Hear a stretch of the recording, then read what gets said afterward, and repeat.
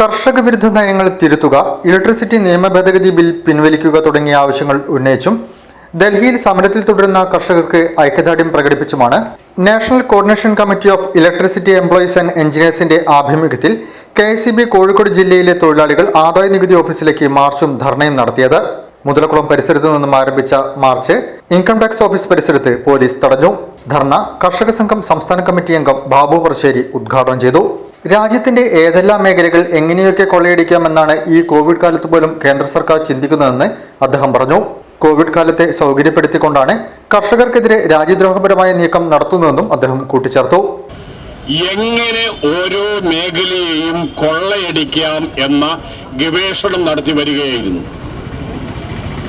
കോവിഡിന് ആവശ്യമായ ശുശ്രൂഷ നടത്താനോ ചികിത്സാ സൗകര്യം ഉറപ്പുവരുത്താനോ ചികിത്സക്ക് ജനങ്ങൾക്ക് പണം നൽകാതെ ചികിത്സ ലഭ്യമാക്കാനോ നടപടി സ്വീകരിക്കുന്നതിന് പകരം വലിയ പ്രതിഷേധങ്ങളും സമരങ്ങളും ഒന്നും നേരിടേണ്ടി വരില്ല എന്ന് മനസ്സിലാക്കി കോവിഡ് കാലത്താണ് തൊഴിൽ നിയമ ഭേദഗതി കൊണ്ടുവന്നിട്ടുള്ളത്. നിങ്ങളെയൊക്കെ ബാധിക്കാൻ പോകുന്ന ഭേദഗതിയാണ്.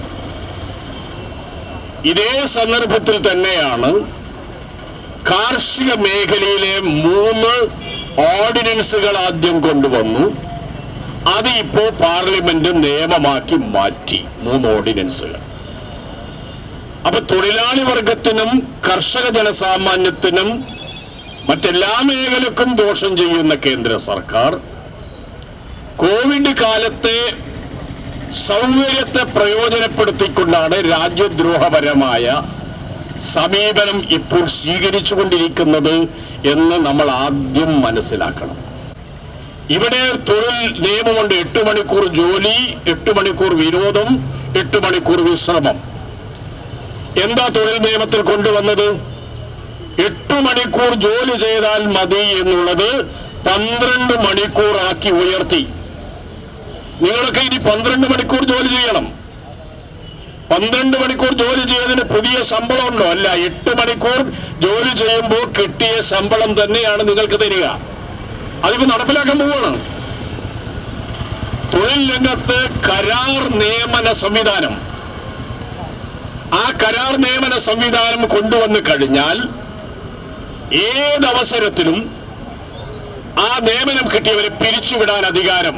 സേവന വേതന വ്യവസ്ഥകളൊന്നുമില്ല. National coordination committee of electricity employees and engineers ജില്ലാ ചെയർമാൻ M. വിനോദ് അധ്യക്ഷനായിരുന്നു. O. Sivadasan, Pushparajan, E. Manoj, Vasudevakurup, P. K. Pramod, PM Rajan എന്നിവർ സംസാരിച്ചു. ഈ ന്യൂസ് കോഴിക്കോട്.